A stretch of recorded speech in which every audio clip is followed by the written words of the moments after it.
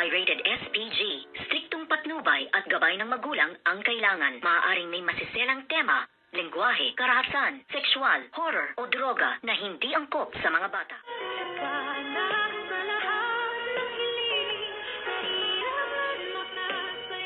Good morning and welcome sa aking munting channel. Nagulat nga itong demonyitang si Moira. Paggising niya ay nasa isang farm na siya kung saan nga ay kasama niya ang mga hayop.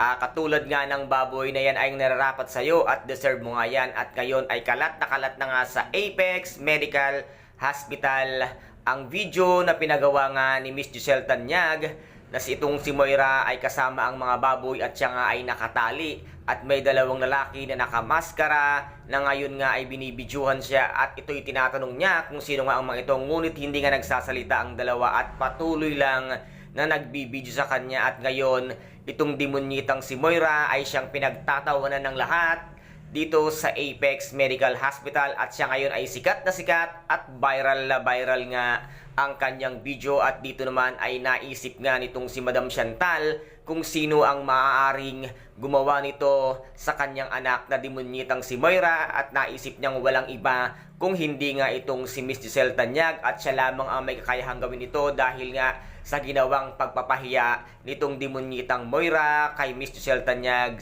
sa mismong sarili nilang hospital, kung kaya't ngayon nyo natikman ang ganti ng isang Giselle Tanyag na hindi nyo kayang-kayang tinagin or tibagin or pabagsakin dahil mas palaban at mas matindi kung siya ang gumanti. Kaya't ngayon, ano man ang gawin ni Miss Giselle Tanyag ay wala na kayong magagawa dahil wala naman kayong ebidensya na siya mismo ang kumidnap or nagpapahirap dito nga kay dito nga sa demonyitang si Moira na ngayon ay pinagtatawanan ng lahat at dito pa nga ay sumakit ang ulo at tumaas ang presyon nitong ang si Madam Chantal na ngayon nga ay hindi niya alam ang kanyang gagawin kung paano nila marirescue at matutulungan ang kanyang anak na demonyitang si Moira dahil sa ngayon ay sikat na nga ito sa social media. Kaya guys, ito po ang ating pakaabangan bukas dito nga sa Abot Kamay na Pangarap na kung saan ay napaka-intense at kapanapanabik ang bawat eksena. At kung nagustuhan po ninyo ang aking videos for today,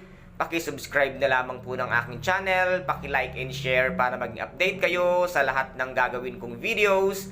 Maraming salamat po. Ingat, God bless and bye-bye!